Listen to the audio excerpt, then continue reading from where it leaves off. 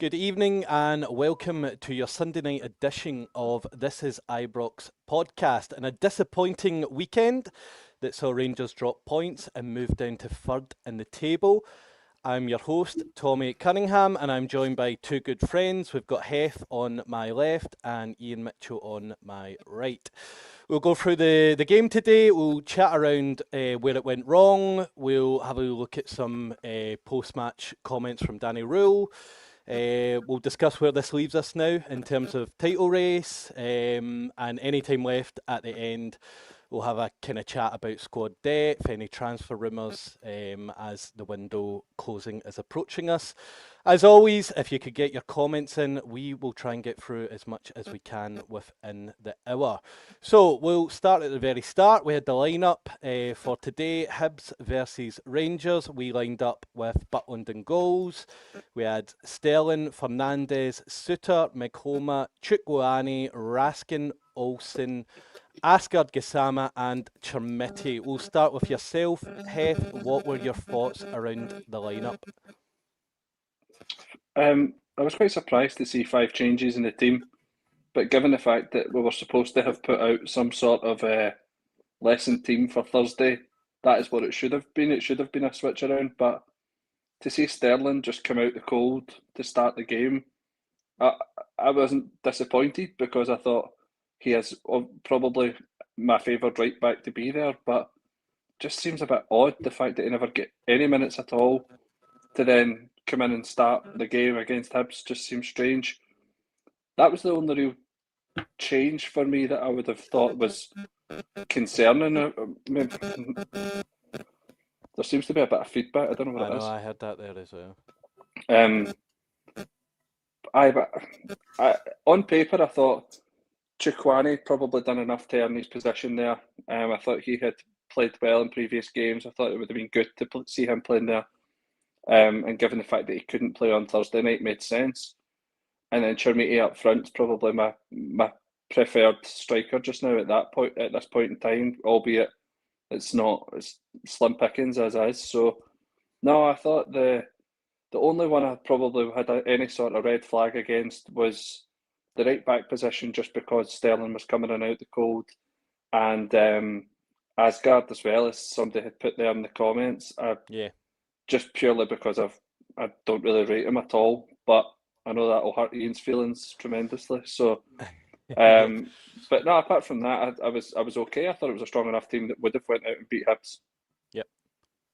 What about yourself, Ian? What were your thoughts? Because obviously we had Diomande kind of dropping to the bench. Do you think maybe he deserved a start today? He's been kind of in good form. Maybe Hibs away kind of suits his game as well. So what's your thoughts on it?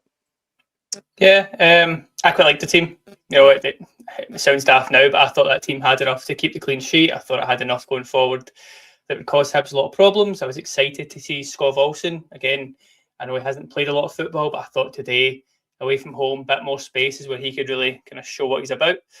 And the Diomande one, I quite like Chukwuani from what I've seen so far. I think he's very similar to Diomande, so I don't think both might work together very well. And if you think one played the full game on Thursday night, one's coming in from a week off, it made a lot of sense to me. So, yeah, I wish I could say, I saw the problems coming and I saw the lack of creativity coming, but I looked at that 11, I looked at Hibs 11, and I thought, yeah, I like the look of this. I think we'll do well today. It did not quite go to plan, which I'm sure we'll come on to here, but no, the lineup I was okay with. To start, there's going to be some subs that I'm confused about. Yep. I'll touch on that later, but starting 11 was okay for me. Yep, so we'll kind of get into the first half, and I'll be honest, there's not really a lot to discuss, really. There's not really a lot of talking points, not really a lot of big moments, but I would say we had the ball probably in a few half-decent positions. It seemed to me that maybe the crossing and the end ball was kind of a little bit off. Areas we could have been creating a chance, we were instead a little bit wasteful.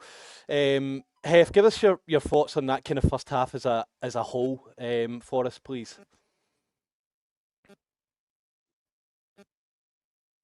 No, you're on If mute. you could take yourself on mute first, that would be great. Sorry, I was trying to figure out about this feedback situation. No, I thought that the issue that we had in the first half was continued on into the second half, which was that when Rangers got the ball in the defensive positions, they were trying to play the ball into the middle of the park, And it's not necessarily a problem with Rangers tactics as such, but what I felt was that we weren't strong enough in the middle of the park to meet them, and we weren't using that dirty side of the game that we've seen other teams come against Rangers and be successful with. So, for example, a couple of times the ball was on, and we've seen it so many times at Ibrox screaming. I don't know whether or not it's just for watching it from the position in the pitch where I'm looking at it from side on in the Copeland, that quite often you see the gap when the centre half's got the ball just to play it into the middle of the park, and you've kind of got that problem with depth perception of how much space has he actually got and how close to him or anything like that. But a few times today, Suter's got the ball and he's just played the ball into the middle of the park, which is exactly what we've been shouting for ages. As a few people have said in the comments, play the fast ball, don't think about it, don't hang on to the ball for 15-20 seconds and then play the pass that was on 15-20 seconds ago. Just play it into the middle of the park and let the midfielders do their job. The problem today was when we tried that, Newell and other boys in the middle of the park were just wiping them out, and they were picking up small wee fouls time and time again, but nothing that the ref was actually remembering to go back and reflect on over the course of the game to say, oh, that's been 3 or 4 fouls, we better book him. Newell got a yellow card quite late on in the first half, but apart from that, there was so many fouls in the middle of the park, and it all just took turns of doing it, and it just completely killed our game because we couldn't break into that third part of the attacking press. So every time it got to the second phase and we were breaking into the third, it just fell short because we got a foul. They put all their men back and we never really had a chance. The only other option that we had was going direct. Now, Scott Olsen looks like the sort of player to me that once he gets up and running is quite a quick player. We've seen it in all the YouTube videos that we've all watched before he came. But just agility-wise, he just doesn't seem to get going quick enough for that ball in behind. So I thought that when we went direct, we didn't really have anybody. Even if Chermiti did win it, there was nobody up supporting him. And when we tried to play it into the middle of the park, Hibs did a really good job at just cutting it out and doing these daft wee fouls, and then it just stopped our flow.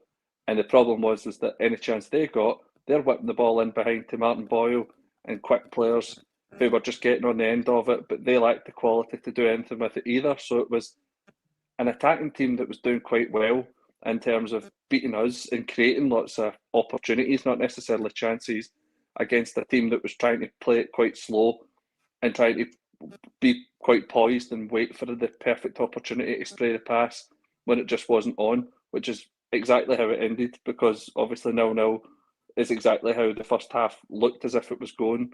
It looked as if with the amount of attacking movements that were in the play, with it going, yes, like one side to the next side. A few people said in the commentary that it was like a basketball game, and it was, but a basketball game where nobody scores a shot is not a basketball game. So, or at least a very poor one. Maybe Dumbarton Dodgers or something like that. But no, it was very, very poor. So yeah, the first half was sketchy at best, but it looked as if one of us got a goal, it would have been a right good second half. But aye, poor.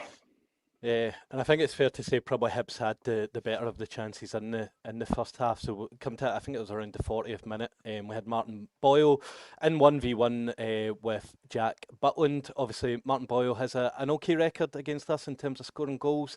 On this occasion, Butland makes a save to keep the game at 0-0.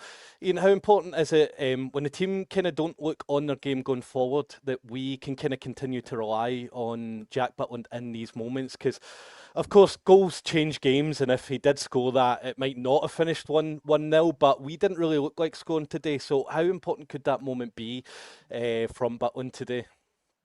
Yeah, I think it's a weird one in the first half because I know Hef say we didn't play well in the first half, and overall we didn't, but I think the first 15-20 minutes we were fine. Had good corners and a few half chances, probably been a bit too extreme, but we had the ball in decent areas at least. But that last 20 minutes, Butland came to our rescue. The Martin Boyle one, I thought he was going to score all day. Just we've seen Martin Boyle do that plenty of times over the years, so I thought that was a goal. But there's one even just before that. I think it's that Ewan has a shot and he just tips it over the bar. Again, a good goalie saves most of those chances. I don't think there's anything like wonder save wise, but as you say, if we'd gone down, I didn't see us scoring. I said that to you in like messages before and during the game. I don't see a goal coming. I don't see any point today where I was like, all right, we're building momentum. We've got chance after chance here. It's building towards something.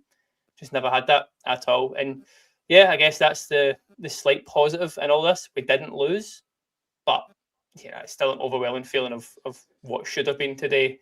And especially, as I was saying, that first half especially, to start pretty well and quiet in the crowd. Again, not a very boisterous crowd, which is kind of becoming the norm at Hibs. I don't know what's going on there, but we kind of took the sting out of the game completely, which is good for an away team, but we never then went up the pitch. We never played the brave passes. There was a comment right at the start, which I think I brought up at the time, but we don't carry the ball at all. It's always just centre-back, left back, centre-back, until someone just hoofs it to Chermiti and no one runs beyond him. Like, where's the tactic there? Where's the thought process there? And obviously we've been so reliant on set pieces lately, but they were quite poor, especially in the first half. I think there's a couple of corners went straight out the pitch. Yep. I didn't see where any goal was coming from. So I at least thought at half time, okay, I'm concerned here, but I was also concerned the week before against Dundee. I managed to run out 3-0 winners on that day. Obviously, it's Ibrox, it's Dundee, it's a little different. But I thought, well, at least we've got to half time now. Danny Rohl can put a rocket up their arse kind of thing, hopefully make a few changes and see how the second half goes. But just obviously was very much of the same. I think if there's one of the comments there about 12 shots on goal and 2 on target kind of thing. Our stats at half time especially are shocking. It looks like Hibs completely battered us in moments they were. I'm going to go through some stats in a little minute. I don't really think there's much else to talk about in the first half. One of their guys went off injured. A couple of yellow cards for Hibs, Martin Boyle and Joe Newell, and we had Dujon Sterling with a booking as well. If we come to some half-time stats here, so obviously XG, probably not everybody's favourite stat. The stat suggests that Hibs definitely should have been 1-0 up at half-time. It was 1.17 to our 0.26. Pretty low from us. Possession-wise, we had 53% of the ball. Hibs having 9 shots to our 5. On target, 3 for them, 1 for us. Corners, surprisingly, only had 6 to our 2 as well. Hef, at half-time, what's your thinking there? Are you thinking like, right, we had a poor first half, but hopefully, like Iain said there, Danny Rohl can have a word with them, can come out, and we can have a better... Yeah, I see that. That's fair. We can come out and we can have a better second half, or were you kind of worried at that point that it was going to be kind of much of the same in the second half? I think at the end of the first half, I thought, okay, we've kind of got away with one there because, as you said, Hibs had the better of the chances. We're away from home. We go in. We seem to have done quite well in recent weeks coming out in the second half. Wasn't too worried. But then when they come out in the second half and they've not made any changes, and you look at the team that's there and you think to yourself, well, hold on a minute, like there needs to be a difference here. And I didn't see where it was going to come from. I genuinely couldn't figure out a way. We talk about how we're reliant as a team on set pieces, but the problem was that the people who hit the set pieces, be it Tav, obviously was sitting on the bench, and then the other options were poor. Like, couldn't get it by the first man, right on top of the goalkeeper's hands. Like, in my head, I was thinking, if we're going to capitalise on that, put one of the players on that seems to be doing okay with the set pieces. Instead, it just seemed as if it was like, no, we're doing fine, we'll go back out. And I knew that if Hibs came out with the same momentum that they did and coming back out for the second half, that they would have been the better team. I thought towards the end of the first half, there was a moment where Fernandes was running to try and catch a loose ball, and he just like bumbles it out for a corner, showing that it was terrible. Absolutely knackered. And that's a shame because I actually think Fernandes played really well today. Really well is a stretch, but like, I think in terms of players who don't deserve too much criticism tonight, I think Fernandes was actually one of them. I thought he played pretty solid. But it's moments like that where we're looking, thinking, where does he fit in when he is playing that often? Like, we need someone else to come in and be that sort of player. It'd be that person that we can rely on. So I wouldn't have been surprised, sorry, if Fernandes would have came off just purely down to the fact that he was knackered. But obviously, we need these players, and everybody came out as normal. So, nah, all I kept thinking was maybe he'll have moved something tactically, like maybe he'll have played Asgard a little bit higher up. But then when they came out for the second half, nah, it just looked as if we were playing it safe in the hope of scraping a 1-0. See that tiredness thing, just to jump in on that, do you think that comes from, obviously a few guys have played a lot of football lately, Fernandes especially. Do you think it makes it look worse then that they played like 90 minutes or thereabouts for a few of them against Porto a few nights ago in a game that did not matter a jot? And I know there's not a lot of guys who can come in, there's guys in registration rules and stuff, but I feel like we went a bit too strong on Thursday night for how important this was. And maybe that's a massive excuse because there's a good few days in between and these are professional athletes, obviously. But your comment spawned, they looked knackered a lot today. Like, Raskin looked tired, Fernandes especially. A few of them just looked like they were kind of ran the race. Chermiti lagged out pretty early on towards the second half as well. So it did at the time. Why did these guys especially play so much against Porto when that a win wouldn't have done anything really? Anyway, that kind of frustrated me. I would have said that, see, when you were talking about there isn't much change you could have made, we had like 6 young boys that went over and travelled for Porto. Yeah. See, for me, I would have started any 3 of them and then at half time swapped them out and started another 3. And that would have allowed, if 3 of them went on and were playing pretty well, you swap out one of the first team players. No, you can tell me all you want that, we've got pride at stake and we want to go out there and conduct ourselves in a good manner and all the rest of it. But realistically, right, I know that he's never going to turn around and say, yeah, we're just going to lie down and let them beat us this game. But see, from a Rangers fan's point of view, what do you get from watching Rangers get beat off Porto when you expected Rangers to get beat off Porto?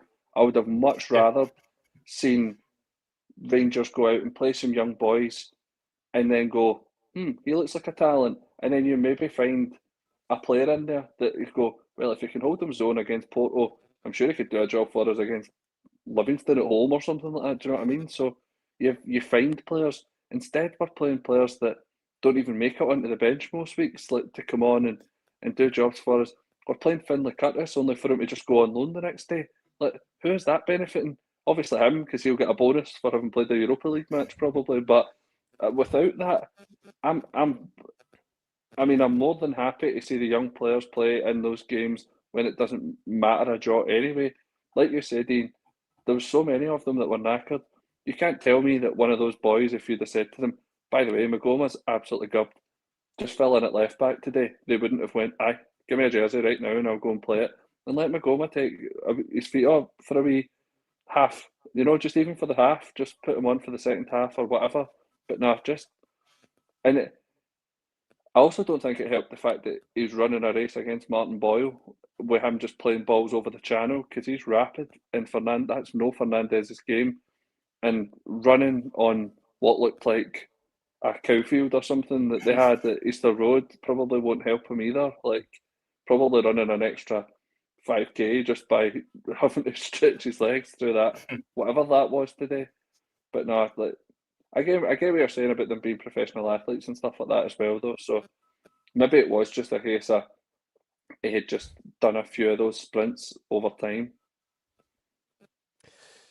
Yeah, I think I agree. There's been times as well where we've played like extra time in Europe and then went on to the Sunday, played extra time against Celtic in the Scottish Cup a few years back, beat Braga in extra time and then beat Celtic in extra time. So I don't always think it's it's an excuse, and I think that second half it was very kind of foot off the pedal as well. It wasn't like a energy kind of half really for us. We kind of sat back, kept a lot of the ball, but I do see the point. Yeah, I think youngsters should have been used as well. I'm just thrown off because that's my daughter commenting. She's watching the pod. She knows absolutely nothing about football, but she likes to. I'm sure she subscribes.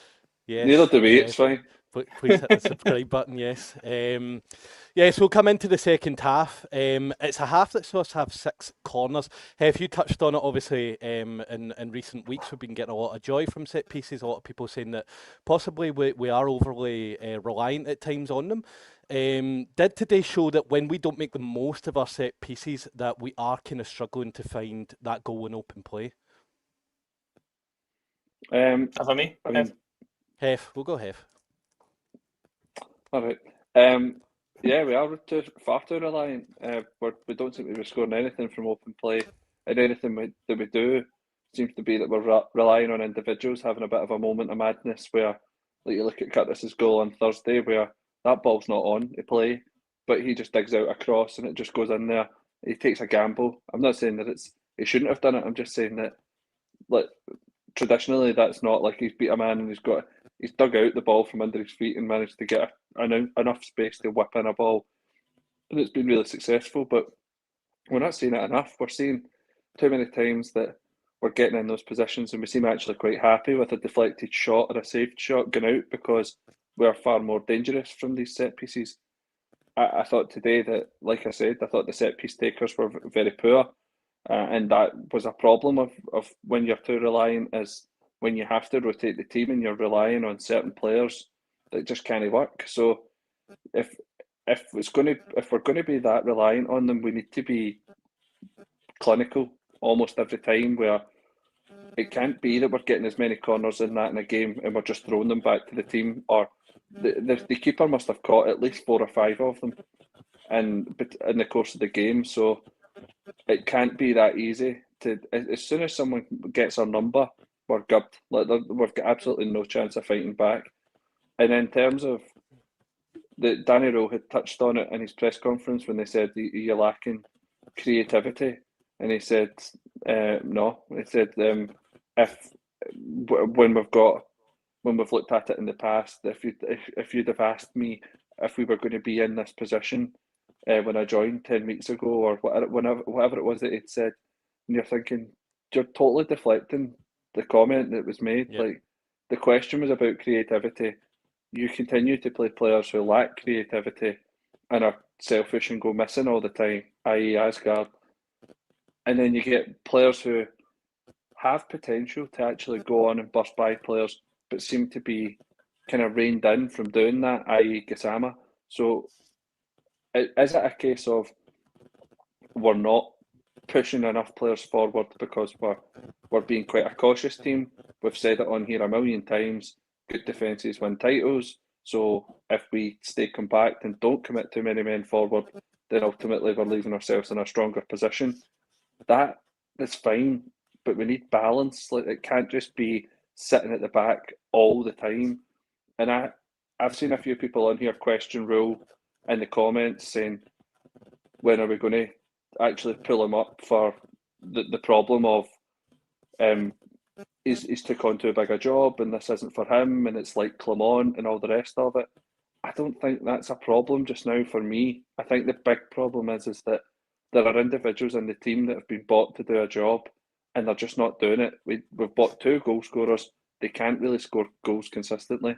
We've bought wingers who can't cross the ball or beat a man. That's not a Danny Rohl issue. That's their players need to wisen up and realise that they're in a position where they could actually push on and win a title, instead of now where we're looking at. We always talk about these, they need to be must-win games and all the rest of it. We're not going to win these games unless, like somebody said at the start, we're not going to win these games unless we end up with a striker coming in tomorrow. It's going to be, or at least somebody who can score goals from midfield, which I don't think we're going to buy because we seem to have enough midfielders anyway. So to answer that as a conclusion, I suppose, yes, we are far too reliant on set-piece goals. Yep. And the only way to combat that for me is to go out and buy another striker who can either play instead of one of the 2 or up alongside one of the 2. Yeah, absolutely. Getting a lot of feedback there again. Is it positive or negative feedback? Negative, probably. Yeah. Negative, yeah, always negative. Yeah, obviously you touched on like Asgard and stuff like that. We had a sub in around the 60th minute. We saw Mikey Moore coming on for Gassama. You said at the start of the pod, obviously, a bit of issues around subs. I'm assuming maybe this is going to be one of them. For you, was this the right sub? Obviously, Mikey Moore, I'm assuming that your thoughts will maybe be Mikey Moore coming on was the right sub, but for Gassama, was that the right man to come off? Yeah, I mean, he could have took a few players off here. Gassama wasn't having a good game, wasn't doing very much with the ball at all, but he has the potential to do something. And he's the only guy, when you look at that starting 11, who's got a bit of pace. Not saying he's got blistering pace, he doesn't use it perfectly, but he's the one guy that if you put some creativity about him, he could do something. I think we all knew after 20 odd minutes, Asgard was not going to affect the game today. He seemed, you kind of know straight from the get-go, and I'm a defender of him, as you guys both know. I'll try and back him. He has chipped out with numbers recently, so that's fair. He's done his bit. But some games he's just not suited to. Parkhead wasn't suited to. Going to Hearts, didn't play well at all. And then again today, just does nothing for the 75 minutes he was on the pitch. I think that was the time to put Moore in the number 10 position, give him free roll just to do what he wants, because I don't think he's very good on the wing. I think most people have the same opinion. He's kind of outside of the game, whereas if he's put in number 10, he's the focal point, he makes everything happen. And to his credit, he's the one guy today, attacking wise, who gets some kind of credit anyway. So I think, what are you still laughing at? I hate this. I'm sitting talking. It looks like Sam Smith without makeup. That is a really damning thing. That's the worst thing I've seen today after watching that game as well. That's rotten. I'm wearing makeup as well. I've got my makeup on. Oh, Mikey Moore was fine today. That was not the problem. But again, I don't know why Gassama comes off, because from that point on, it was just Chamati up front with nobody about him. I think everyone's seen the still images at this point of like Barami in the right wing and there's nobody in the box. Or how many times you're looking going, just someone break your neck to get in there, and no one's got the pace to do it. So it was really frustrating. And as much as Mikey Moore done all right, was incredibly unlucky for that offside goal, which I'm sure we'll come to in a little minute. We'll come to that, yep. Yeah, I thought Moore was decent, but we had so little pace. It's just what I've been crying out for. And again, I wish we'd tried to address that this window, which we've probably left too late now. After that, we had a couple more subs. We had the two new boys coming off. Dio came on for Chukwani. We had Bajrami on for Skov Olsen. And like you said, Iain, we'll get to the sort of, I would say, the biggest talking point from today around the 75th minute mark. Mikey Moore scores. I think he shows kind of great strength, gets the ball into his left foot. It's a tidy finish. And the on-field decision is offside. The VAR then confirm the offside, and we get shown a still image of the lines drawn. For me, the gap actually looks a lot bigger than what it seems just to the eye as well. I've got to stick with you here, Iain, because you were quite vocal on Twitter about this one, or X. So talk us through this. You don't think that this is actually offside, is that right? Well, that's maybe a stretch, because I don't know. But if I don't know, how do the people making that decision know? And that's the point here. I don't understand how we can have this technology for VAR and have it determine offside or not if you've got one camera angle that's out of sync. You're judging it on the lines on the grass as much as anything. And who's to say they're not squint or straight or what?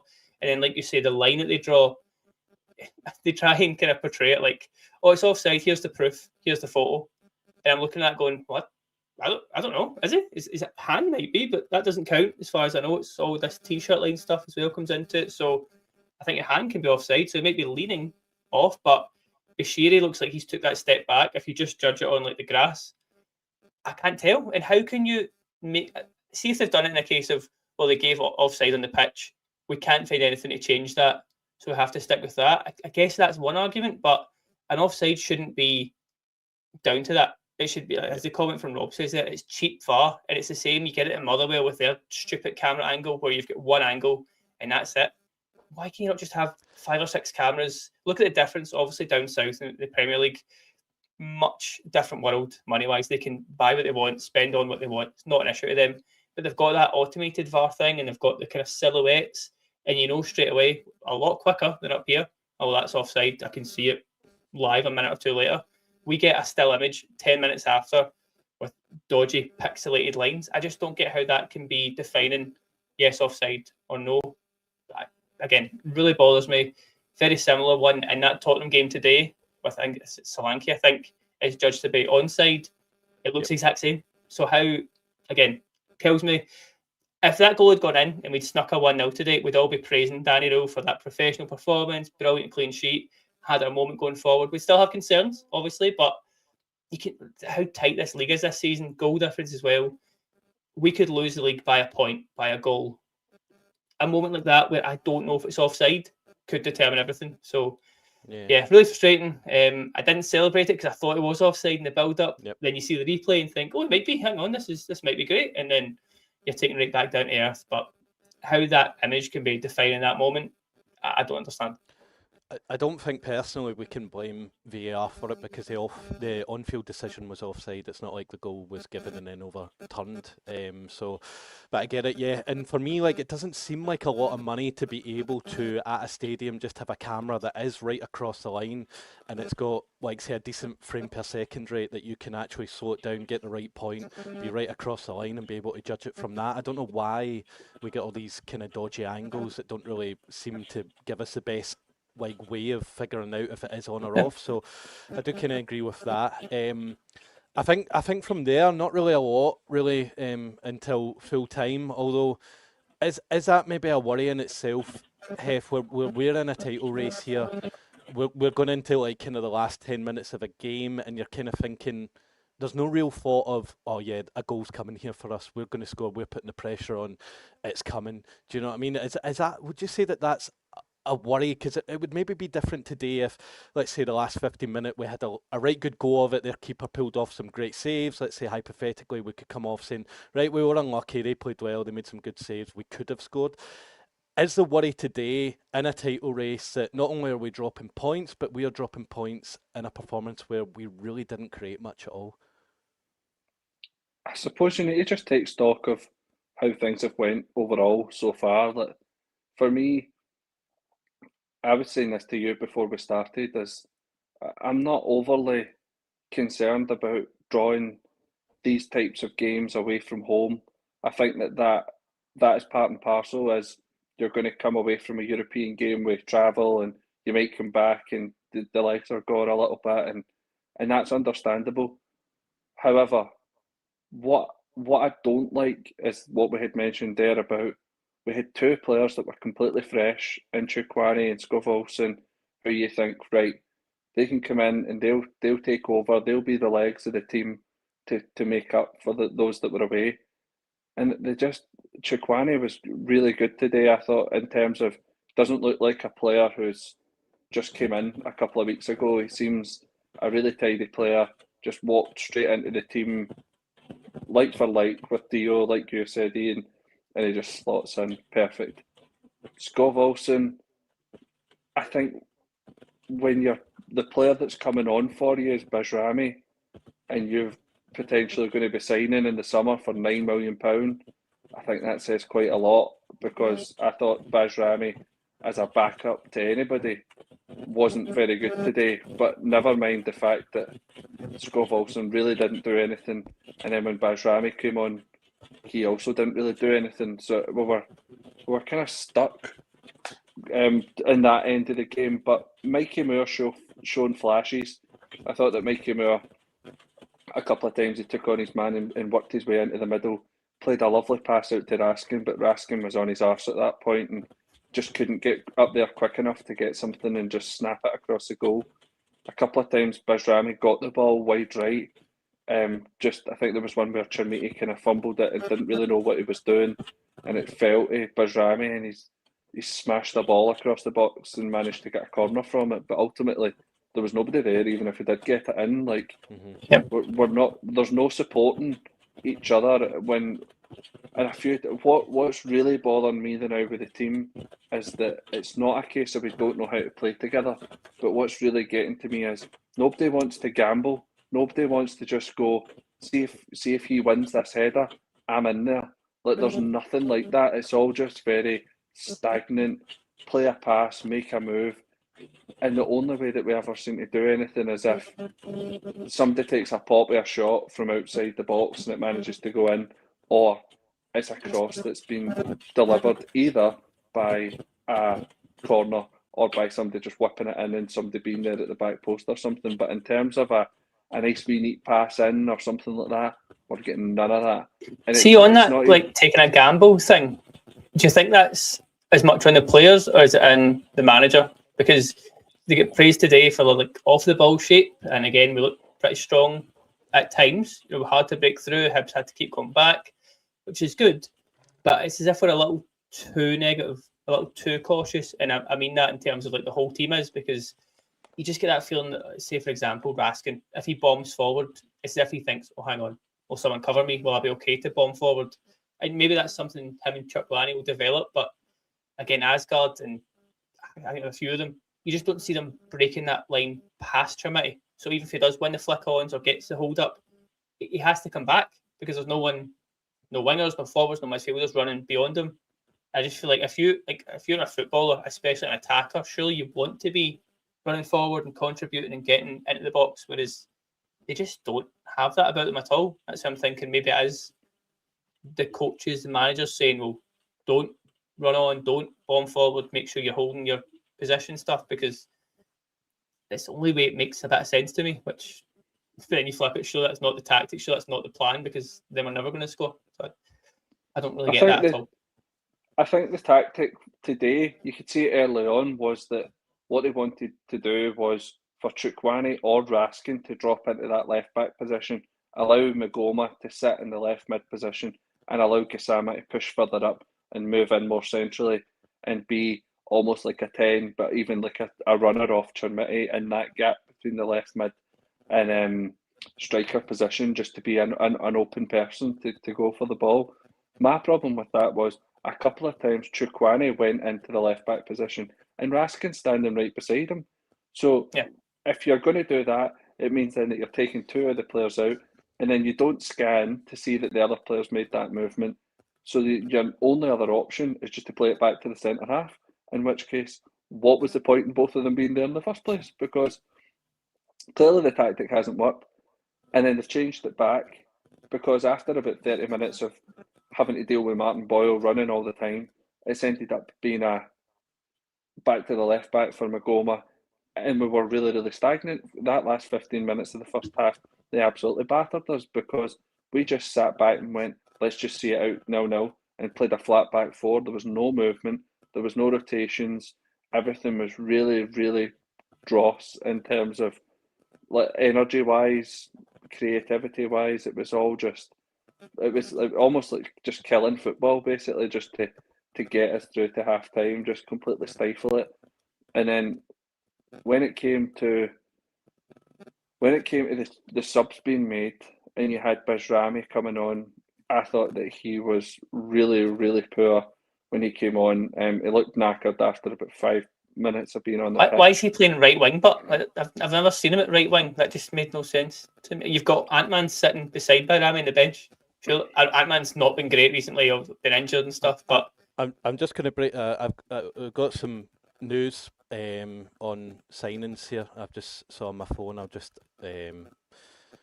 say it now, and then we'll touch on it later. But it comes from Chris Jack, Rangers Review. Rangers have reached a verbal agreement with Hansa Rostock for striker Ryan Nadiri, and he is expected to arrive in the summer.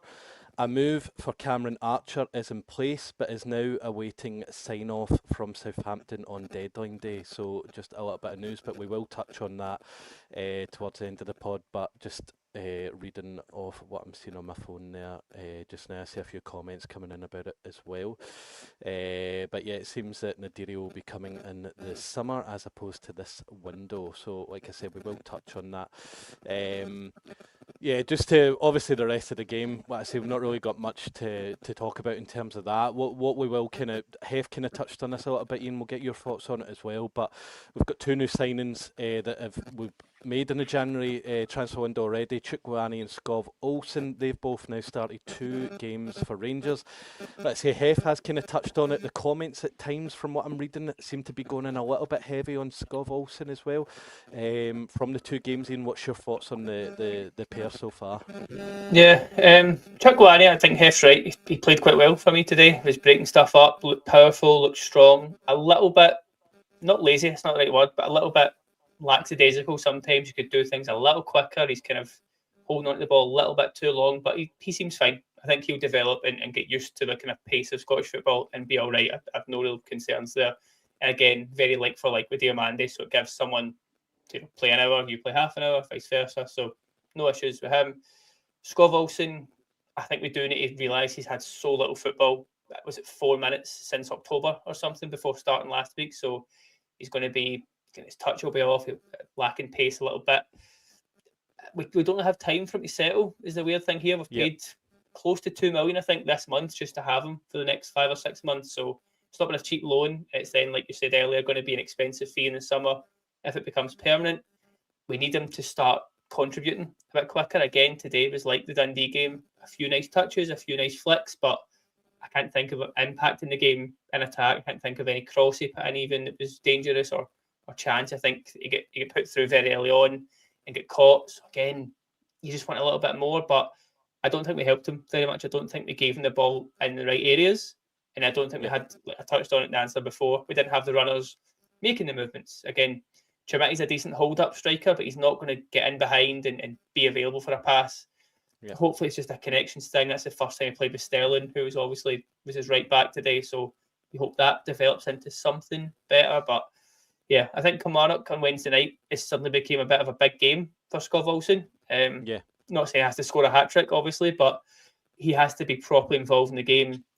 A goal and assist will do him the world of good. And just to get people off his back, like me, off his back. I know you were very critical as well, Tommy, at the weekend.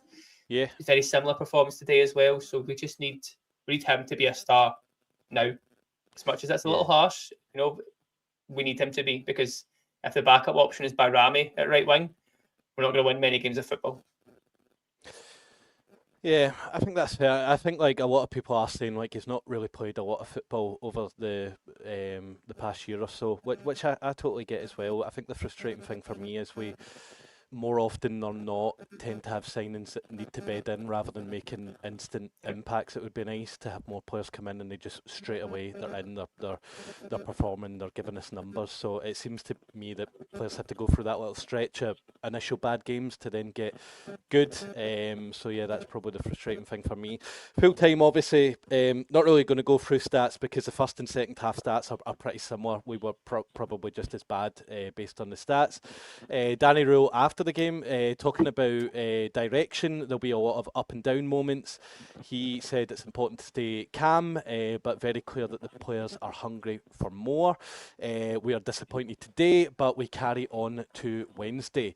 Hef, after Hearts, defeat to Hearts, we bounced back with 6 league wins in a row before today's draw. Do we now need to react in a similar fashion moving forward? We've got tough games coming up, so where do you see us now? Without sounding a bit managery, I think we do just need to focus on taking each game as it comes and dealing with what we've got in front of us. So we're playing Kilmarnock on Wednesday night. The game on Sunday, or the game the following Sunday against Hearts rather, that's as much of a must-win game as the game on Wednesday is, because in essence what we need to do is we need to try and rack up 6 points to obviously get up to the top spot. We're not going to do that by consistently drawing or not winning games. So it sounds silly saying, oh, every game's a must-win game until the end of the season. But realistically, in order to try and catch up with Hearts, we're going to need to try and... We're not even going to need to try and better Hearts results, as in beating them twice. We're going to need to beat them twice and then consistently beat every other team in the league. So yes, every game is a must-win game. It's not cliche. It's not being over the top. It's not being tinfoil hat, Rangers da, whatever. It is fact is that we are going to need to go into every game expecting to win, because the other two are going to go into every other game and win. And I don't know if you watched any of the Hearts game or the highlights from that game. Their big striker who's came on, he's the third choice striker, maybe even fourth choice, depending on what you think about the boy. Is that Kabore? Honestly, dreadful. He scores 2 goals and he basically just falls into the net to get them. All his other shots are scuffed, they're going nowhere, but he gets 2 goals out because all the players around him are feeding him and he's in good positions to let the ball just hit off him and go in. We are so far behind the luck of that being in position, so we need to go out and win every single game. There's no such chance as Wednesday night, oh, it's Kilmarnock, we'll take the foot off the gas or anything like that. No, we need to go into every one of these games. We've not got any more European distractions. We should take care of Queen's Park, fingers crossed, on Sunday. Said that 12 months ago. We should. I'm saying we should. But it's that way where you go, oh, there's too much pressure on the players. The pressure at playing for Glasgow Rangers is that you have to come in and win every single game. That is just and sometimes that'll fall short and you'll get pulled up for it. But you can't go into a game thinking, oh, we could maybe get a draw here. The players need to go into every single game. So therefore, the fans go into every single game expecting a win. So, I mean, today, if you look at it in the grand scheme of things, if you look at the games that we've got in February, if we were ever going to draw a game, I know that we had said before we came on as well, Tommy, that if there was going to be a draw, you would have probably expected it to be away to Motherwell or away to Hibs. So we've got that one, which means now that we can't have another one. We need to just beat every other team that we've got in front of us, and that includes Hearts and Motherwell away, who are flying. So make of that what you will. Yeah, because that's one thing me and you discussed, Ian, on the Friday pod that we done a couple, it might have been last week actually. We were speaking about the next 4 games, and you said 10 points would be fine if the draw is at Motherwell, we beat Hearts, would be okay. Obviously today we drew to Hibs, that's in there with the next 4. How do we review that now? Hef touched on it there, but what's your thoughts now? So would you say if we beat Kilmarnock, Motherwell and Hearts in the next 3, would that just kind of put us back on track? Yeah, I think so. And I think that the Hearts game that we dropped points before Christmas was the same idea, because I thought, well, if you have to lose one of the next little crop, you either can lose at Parkhead or you can lose at Hearts, and it's still recoverable. Again, I thought today, because we do quite well at Hibs, I thought we'd win that today, but the fact we've not, you guys say it yourself, we now just have to go beat Kilmarnock, which it's kind of like the Dundee one. If you want to win a league title, you have to beat Kilmarnock at home. I know they got their first win in 18, I think, at the weekend there, so they'll be quite happy with that. But the way they've been playing this season, we have to just take care of Kilmarnock absolutely one game at a time, and strongest team possible for that, absolutely. But you have to win that game, and then Queen's Park, you know, just have to beat Motherwell. Ideally, we buy their striker off them before tomorrow's out. I've been banging on at that for a month now. Don't think it's going to happen, but seems unlikely, yes. But you never know. It's a case of Motherwell are playing very well, obviously.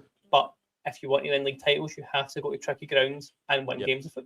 It's kind of black and white as that. And I think the Hearts and Celtic ones are a bit different because they're at Ibrox. Will kind of be favourites, a bit of a stretch, but that's a bit not safer. But again, must win. Because again, I've been banging on the door that Hearts will drop points. You guys know that more than anyone. 24 games in, Yeah, it's running out of time for that to happen right now. Exactly. So I'm not seeing them dropping too many more, but if they do, we have to be then taking advantage of that. I think what JB said after the Dundee game last week was quite true. And at the time, I thought it sounded a bit defeatist, but he said that the fact that they've both drawn with each other, the Hearts Celtic game, gives us a slip up, like a draw somewhere. So today was that draw. It's not the end of the world. We're still the exact same goal difference in points as Celtic. 6 behind Hearts isn't great, but you know that can get eaten up quite quickly. So it's painful as it is right now, and especially as angry as I was at the full-time whistle today, just for how we played and just the kind of killer momentum that was. Still very much in this. Yeah, I think so. And I was very keen to come on tonight and not kind of overreact and talk about bottles, you know, crashing, cracking, whatever you want to say. I think if this podcast was at 4 o'clock this afternoon, I might have been a lot more sweary and angry than I am now. Possibly. And I think now we can properly judge it after Motherwell and Hearts. I think like we can really see where we're at that point, and we've said that quite a lot of times this season. But I think they two games are big. But I think the draw today does put more pressure on the Motherwell game away from home. If we come out of that I think that's on a Wednesday night. If we come out of that with a win, I'll be back on the high that has left me to today. But I think. Now we'll kind of move on to, just to end this off here, kind of last 10 minutes, we'll talk about kind of squad depth. Obviously, we broke that news there from the Rangers review around Cameron Archer and Nadiri as well. Hef, let's get your initial kind of reaction to that news. What, sorry? I totally blanked out there. I didn't know what you'd said there. Just the news around what we said earlier about Rangers. We've reached an agreement for Nadiri, although it seems he's going to come in the summer and not this window, and a move for Cameron Archer is in place. I thought the Cameron Archer one was off because Wolves are signing Adam Armstrong, so I thought Southampton were wanting to keep him, but based on this information, it seems like we are awaiting sign-off from Southampton on deadline day. So if you spoke about... I hate the sound of that, by the way. That the fact that our fate is in another team's hands is probably not... I get why, but that's a horrible situation that we go into with 24 hours to go. Yeah, absolutely. Although yourself, if you touched on needing a striker, and obviously today with the lack of goals, lack of chances created, what's your kind of initial thoughts on that news? I feel really sorry for the boy Ryan Nadiri because he seemed as if he really wanted to join and it's been pushed back. So if we don't go and win the league, people will be almost cursing him to say if he'd have just came in the winter, could he have made the difference? And that's very unfortunate for him that he'll have that kind of hanging over him as soon as he gets here. The other one that I'm not entirely sure about is the Cameron Archer signing because albeit he's moved for a lot of money, so did Silva, so did Jigger. Doesn't make them good players, not good numbers. But again, someone that wants to come in and get some football in the next 6 months. Is it a repeat, like that guy's saying? Is it a repeat of the Championship duds coming up to try and revitalise their career? Yep. Could it pay off? Potentially. Do we need a striker? Aye, of course we do. So I don't think we can be too picky. I think I'm more disappointed about the last fortnight and how we've not went out and got something sorted by now. It seems like the absolute one thing that we really needed. What's going on? My feedback is bad. You mute yourself. It's fine for me. When I mute myself, I can still hear it, so it's not. I don't think it's my mic. All right. No, it's definitely you, Ian. Definitely Ian. Yeah. No, what I would say is that we needed a striker. We always needed a striker, and the problem that we've got is that now we're in a position where Danilo's obviously went. He was seen in the stands, having ready to complete his transfer. Now we've got Cameron Archer coming in. It was supposed to be Joe Perreault. Everybody had their hopes on him. Yep. Now, then everybody's the transfer rumours did the rounds, and it was Mashwinese, Kieran Bowie. Now what we're getting is Cameron Archer only if Southampton can get a replacement up front for him, or the third tier German Bundesliga player that's going to maybe come, but also might come in the summer. And you think to yourself, geez, that we've took a right down turn there. When you think we needed a winger, or we needed somebody who was going to be a creative player up front that maybe could have provided for the strikers. We needed another midfielder to replace Barron because he was going to be out for a while, and we needed a left back. We've still not seen a left back, but we needed a left back. For me, the striker position was the one that was probably the one of the top two important ones, and we've still not seen one. So we've really quite dropped the ball on that one. There's still time to get Thomas Miller in. That rumour excited me. I hope that one. What is he a free agent? Apparently the MLS league the MLS league is done. Aye, so you could loan him. So a wee short hop over from Vancouver, and they could I'm just sure slot in. I'm sure with his career he could handle the pressure of playing for Rangers as so many others can't. So, but Cameron Archer, Ian, obviously during his career, I remember him at Villa as a youngster, probably more a football manager related thing, but a very kind of promising talent. He has moved for kind of big money. He went to Sheffield United in 2023 for 21 million euros. I don't know about this because I feel like Aston Villa had a buyback on him and bought him back to sell him for profit. So I don't know if they actually bought him back to use him, or just to sell him on for Southampton, because it doesn't seem like he actually played the year that he went back to Villa. Have you seen much of him, Ian? I know obviously your kind of second team is Sunderland. They might have kind of overlapped with kind of Cameron Archer playing in the Championship. Have you kind of watched any of them? What's your kind of initial thoughts on it? Not so much, no. Obviously seen a few YouTube comments, as we probably all have, videos, sorry, as we all have the last few days. I've tried to read a few more like fan forum type things about him. By the sounds of it, Southampton, he played on the wing quite a lot, so I don't think the numbers thing is very fair.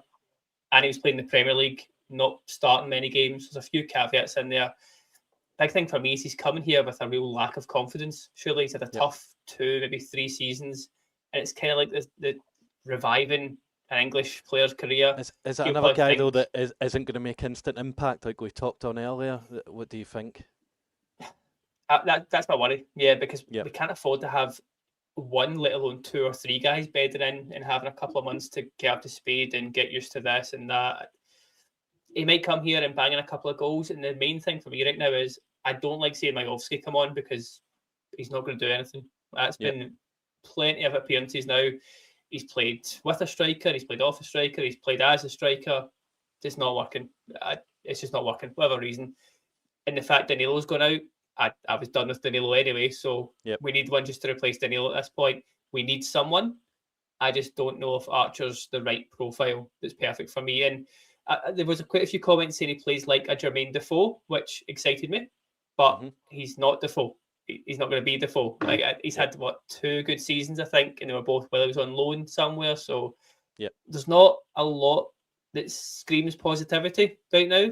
Again, if you told me we're buying a striker who's went for £20 million, you go, wow, okay, that's promising, it's fair, but I just have that bad feeling, and it's just been scarred over the years from those same types of profiles coming up and just not doing it up here. He also seems like he was probably third choice behind Perot and then Nadiri. Again, not a great start when you weren't the main man that we wanted straight away. So it screams a little bit desperate, but we are desperate right now. I'm just going to go right back to it. I don't know why we're not paying the money that we're paying for Nadiri to Mazmanisi at Motherwell. Why are we not? There might be something in that. He might not want to come. They might want 20 million for him. I don't think so.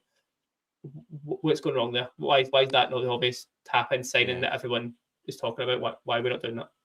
Yeah, it seems like it makes a lot of sense, doesn't it? So I get your point, and I think with his fee, I think there's a bit of English tax on there. There's a bit of the fact that I think Southampton bought him when they got promoted, so they would have had that kind of money, because they got promoted through the playoffs as well, which I think is the and Russell Martin bought him as well. Russell Martin, that bought him, which probably is a red flag there as well. You touched on obviously maybe feeling a little bit iffy about the fact that it's going to get done on deadline day. Do you potentially think, like, if Nadiri's coming in the summer, we could maybe have something there that if the Cameron Archer one does fall through, that we could maybe put in a late bid and bring Nadiri in this window? Hopefully that's the case anyway. Could be. It could be that we're paying a certain amount now to have in the summer, but if we need him right now, it's an extra million and a half, whatever it is. He's not out of contract in the summer, is he? No, he's got a few years left, but it's one of those ones for me that seems weird to buy a guy now for summer, really, to be honest. But what if he breaks his leg next month? I'd never really. He's not as if he's 17 or 18. The guy's 23 by the time I come over. So yeah, it's a weird one.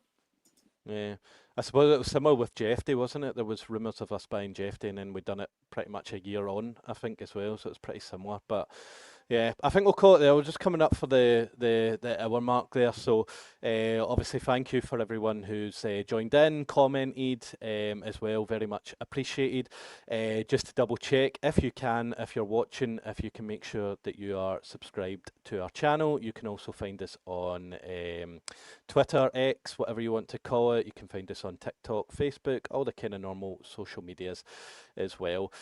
So yeah, with that, we will be back on Tuesday, I think. Is that right? With a pod looking forward to Kilmarnock, and then Kilmarnock we will have post-match reaction on the gantry. I think it's going to be myself and Iain on that, so make sure you tune in for that. But yet again, yep, thank you and enjoy the rest of your evening. Good night.